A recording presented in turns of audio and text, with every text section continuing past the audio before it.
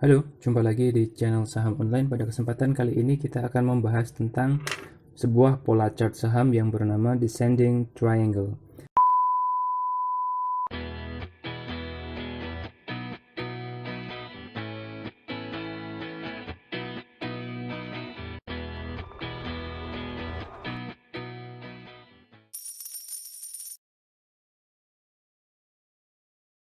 Descending Triangle ini adalah pola segitiga juga yang merupakan kebalikan dari pola Ascending Triangle. Dan pola ini jika Ascending Triangle itu cenderung untuk naik, maka Descending Triangle yang kita bahas kali ini mempunyai kecenderungan untuk menjadi downtrend ya. Polanya adalah seperti yang ditunjukkan pada garis warna biru ini ya. Garis warna biru ini. Silahkan diperhatikan ya. Seperti pada pola-pola pada umumnya selalu saja sebuah pola itu mempunyai tren ya. Dan Descending Triangle ini trennya cenderung bearish ya, cenderung turun, cenderung menuju ke arah downtrend. Jadi ketika ada saham yang chartnya itu berbentuk segitiga yang semacam ini kalau terjadi pada puncak sebuah uptrend, maka itu perlu dipertanyakan dan sebaiknya berhati-hati seperti itu ya. Nah, bagaimana terjadinya? Konstruksi terjadinya Descending Triangle ini adalah pertama ada kenaikan dulu ya, kenaikan terus pada titik puncak terus dia turun. Nah, turun pada sebuah titik di mana dia angkanya tidak jauh pada dasaran sebelumnya ya. Di sini ada support di sini, ada support di sini, lalu kemudian minimal dua titik ini digaris, lalu kemudian membentuk garis horizontal ini. Titik-titik yang membentuk garis horizontal bawah ini tidak harus sama persis, tapi ya secara nalar saja naik turunnya dikit lah, kira-kira dikit lah. Nah, ini kan juga tidak pada titik yang sama, tapi dia kira-kira hampir mendekati. Nah, itu bisa diambil garis lurus horizontal secara rata-rata seperti itu. Nah, lalu kemudian ada yang namanya upward descending triangle ini, upward descending line ini ya. Ini dibentuk dari puncak yang tertinggi ya, lalu digaris dengan puncak-puncak berikutnya yang lebih rendah. Jadi dia kan tadi konstruksinya dia uptrend dulu, lalu kemudian dia turun, lalu kemudian naik membentuk lower high, lalu turun lagi, naik lagi membentuk lower high lagi, dan seterusnya lower high, lower high, lower high terus.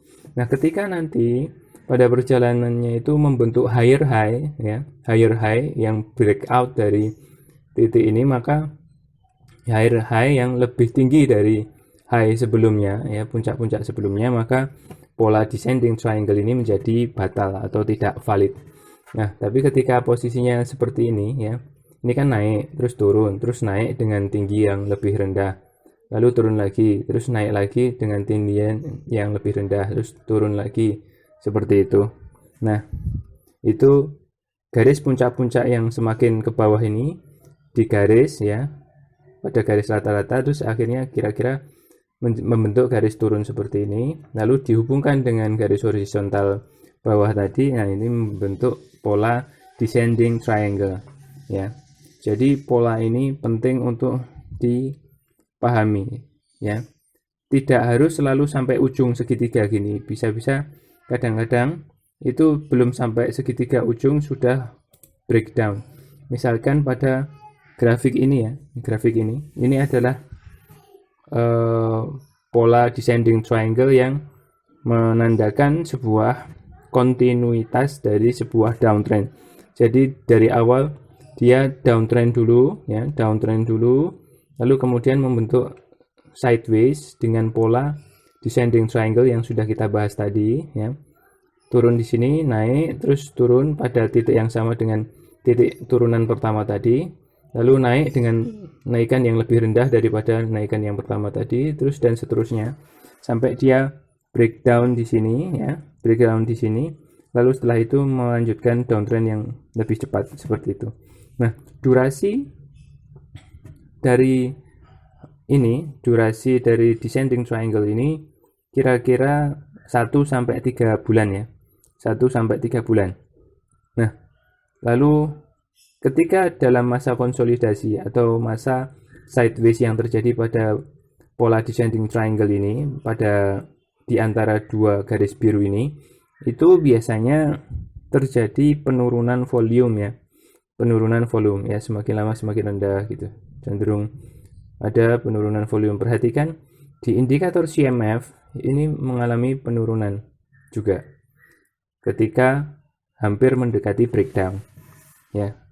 Dan ketika dia tadi kan kita sudah bahas bahwa ada yang namanya lower horizontal line ini yang dibentuk pada dari titik-titik rendahan atau support yang terjadi. Nah, ini ketika breakdown ya, breakdown pada, dan ternyata pada grafik ini terjadi pada titik ini sekitar bulan Mei awal sebelum April akhir ini di sini. Nah, ketika ini terjadi breakdown, maka yang tadinya lower horizontal line ini adalah merupakan support, dia berubah menjadi resisten ya. Dia berubah menjadi resisten. Lalu kemudian setelah breakdown dia turun terus sesuai dengan targetnya. Dan sebelum mencapai target, dia kadang-kadang dia naik untuk apa? Untuk mengetes resistennya. Kalau resistennya terlalu kuat, maka dia akan lanjut untuk downtrend. Nah, target harga ini dari mana? Harga target ini adalah dari jarak yang terjadi antara angka horizontal line ya, lower horizontal line ini dengan ditarik ke atas vertikal dengan titik puncak pola descending triangle, dalam hal ini pada titik angka 2 ini ya, dari angka 2 ini sampai ke garis bawah ini. Dalam kasus ini nilainya 9, maka penurunannya ke masa depan juga akan 9